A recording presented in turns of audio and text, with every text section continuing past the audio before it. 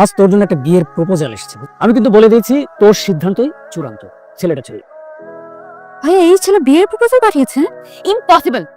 এই ছেলেকে আমি খুব ভালো করে চিনি ভাইয়া। এক নাম্বার বেয়াদব, বদমেজাজি, মন মানসিকতা একদম খুবই খারাপ হয়। আমি প্রপোজালটা ক্যান্সেল করে দিচ্ছি।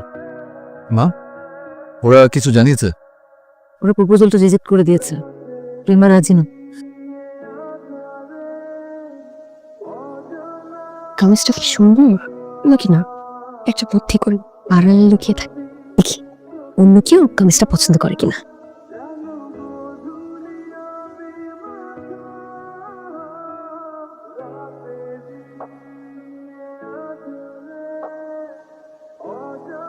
গোলাপি রঙের কামিজটা যে পুতুলের গায়ে, এটা আমাকে একটা দিন। পুতুল এটা কাস্টমার।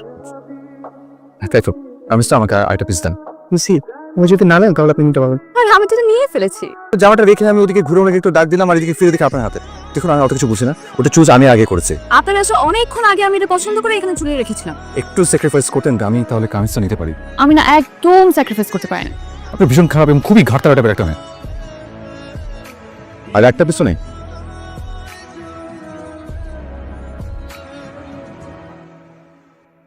ম্যাডাম, ইনসাফিসিয়েন্ট ব্যালেন্স, টাকা শেষ। ক্যাশে দিচ্ছি।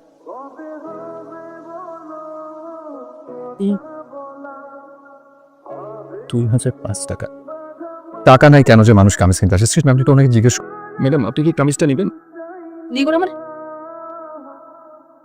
এই কই রে তুই? তোর কাছে 2-3 হাজার টাকা হবে না? ঠিক আছে, লোকেশন পাঠাচ্ছি, প্যাক কর। এই যে কাহিনী হলো এটা নিতে গিয়ে কি আছে? আমি আমার লাইফে এরকম মেয়ে দেখিনি। চরম লেভেলের ফাউল, স্টুপিড। খুব বাজে বাজে কথা দিচ্ছিস আমাকে। ওকে যা তুই তাই বলতেছ। ওকে ওখানে ধরে কষিয়ে থাপড়ানো উচিত ছিল। কোনো দিন যদি একবার পাই না, এমন চিকিৎসা করব। এর থেকে ভালো তুমি এখন নিয়ে চুপ হও। আর কাল কিন্তু অবশ্যই ডাক্তারটা দেখাতে হবে। ডক্টর, আরে আসুন না, আসুন প্লিজ কাম। আল্লাহ তাআলা কিছু কিছু বিচার খুব দ্রুত করে নেয়, জানেন না? দাদা দাদা করবি কথা যে অতিরিক্ত বলেন। এখানে শুয়ে পড়ুন। ব্যথায় কাতরাচ্ছে, লিপস্টিক আর আইলাইনার দিতে তো বলেননি। ঠিক আছে স্যার, চেহারার যত্ন নেবে তো দাঁতের এক ভাগও যত্ন নেবে না। আপনি আমার দাঁত নিয়ে ভাবছেন?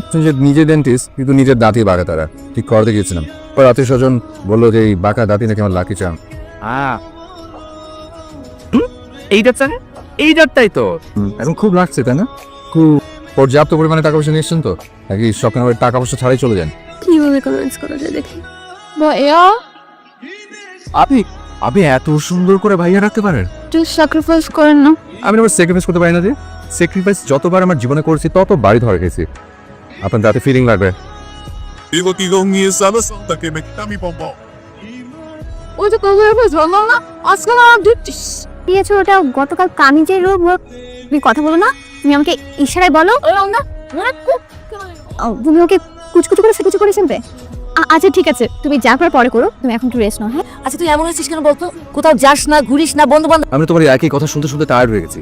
ছোট বোনের জন্য একটা জামা আনতে দিলাম, ওইখানে একটা ঝামেলা করে আসলে আরেকটা মেয়ের সাথে। ঝামেলা বাঁধিয়েছে ওই মেয়ে, ট্যানজামপুর ওই মেয়ে। এখন শব্দ সামার মেয়েরা সব জায়গায় সুবিধা পায়। তোকে নিয়ে আমি কিন্তু খুবই চিন্তায় পড়ে আছি রে। তোর জন্য একটাও মেয়ে খুঁজে পাচ্ছি না, তাকেই দেখাই তার সাথে তোর লেগে যায়। কষ্টে একটা মেয়ে পেয়েছি, খুবই শান্তশিষ্ট। এই মেয়ে আমি হাতছাড়া করতে পারবো না। আচ্ছা ঠিক আছে, যাবো। আজকে তো তারটা ফলো আপ করতে যাবার কথা। অসম্ভব, ওই লোকের ওখানে তো জীবনেও যাবো না। সে সুযোগ আর দিচ্ছি না তোকে। তাই ওকে যেখানে পাই সেখানে তাকে ফলো আপ করে নেব। কি ভাগ্য আমার, মেঘ না চাইতেই বৃষ্টি। হ্যালো ভাইয়া, কেমন আছেন? ভালো, আপনি? সেটা তো বুঝতে পারছি। হ্যাঁ প্লিজ আমার ফলো আপ করে দেন না। এখানে কয়টা আঙুল? এখানে চোখ তো ঠিকই আছে, তাহলে রেস্টুরেন্টকে ডেন্টাল চেম্বার মনে হচ্ছে কেন?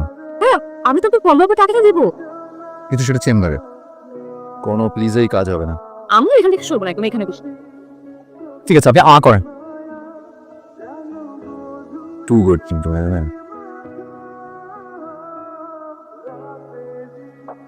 তাই তো, এটা তো আমিও ভাবছি। তাই মানে খবরদার আমাকে ভাই বলে ডাকবে না। এই মেয়েটার সাথে আমার বিয়ে কথা হচ্ছিল। কি বাচ্চাটা যে বেঁচে গেল, আর তার সাথে বিয়ে হলে তুই এটা শেষ করতে পারবো। ওদের একদম ফালতু কথা বলবেন না। প্রেমের পরই আমার নাম রেখেছে প্রেমা, নামটাকে একেবারে ব্যর্থ করে ছাড়খাড় করে ফেলেছেন। মা, তোর সমস্যাটা কোথায়? তুমি এমন ভাবে ছি ছি ছি ছি করছো যেন আমি কোনো একটা মেয়েকে পালিয়ে গেছি। এটা করলে তো ভালো হতো। হেন তো করে বলি একটু বন্ধু বান্ধব বানা, চেম্বার টু বাসা, বাসা টু চেম্বার, তুই ঘোরাঘুরি করতে পারিস না। ভাইজান আমি আর পারতেছি না, আমি অন্য একটা রিক্সা ভাড়া করে আচ্ছা ঠিক আছে, ভাইজানের দেখে মনে হচ্ছে আপনার মন কোন খারাপ। ভাইজানটা প্রকৃতির জায়গায় ঘুরলে মনটা ভালো। আছে নাকি এরকম জায়গা আশেপাশে? এই তো আছে, সামনে আছে, চলেন।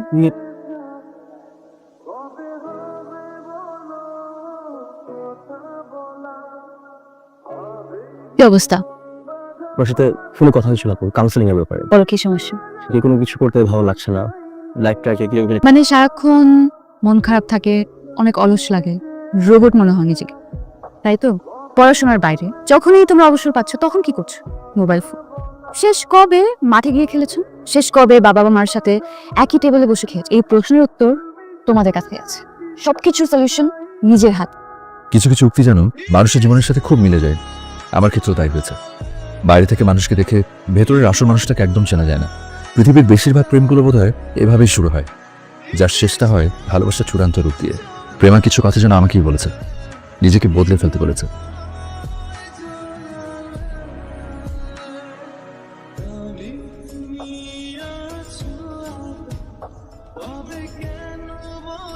এই যে আপুরের ভিতরে গেল, উনি এমনি কেমন?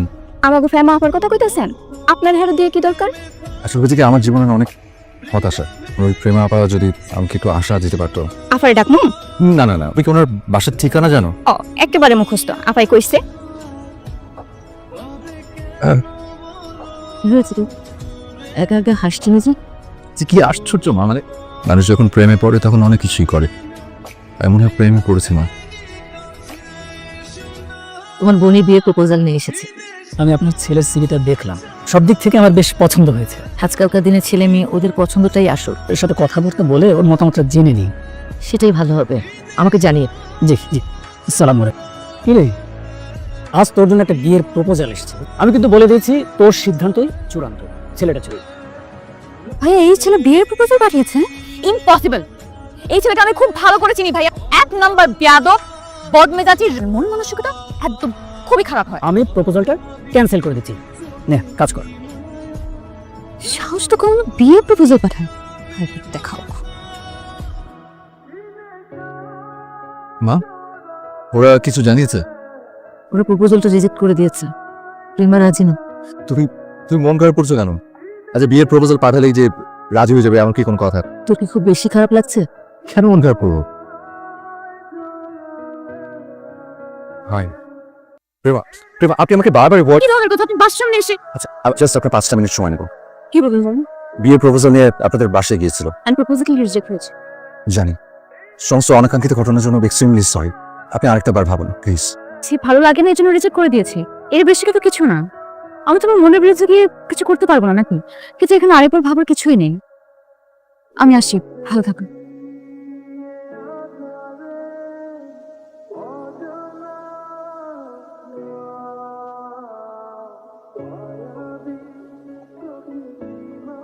আপনারা জানেন তোমাদের জন্য আমরা ফাউন্ডেশন দুস্থ অবহেলিত শিশুদের কল্যাণের কাজে স্থানের কর্ণধার, যার হাত ধরে এই প্রতিষ্ঠানটি আজকে স্থানের পক্ষ থেকে তাকে ফুল দিয়ে শুভেচ্ছা জানাবে।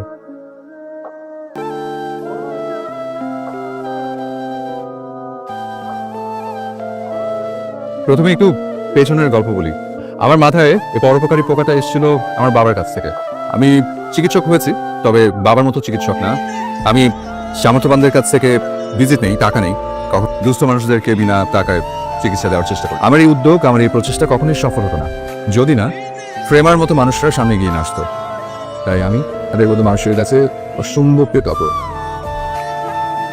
যেসব বাবা মারা তাদের সন্তানের অসুস্থতায় বিনিদ্রায় রাত পার করে দিয়েছেন, কত তাদের সন্তানেরা এখন তাদের খোঁজ খবরও নেন। এটা যে কত বড় কষ্টে একমাত্র সেই মানুষগুলোই জানেন। সে আপনারা সবাই এভাবেই আমাদের পাশে থাকবেন।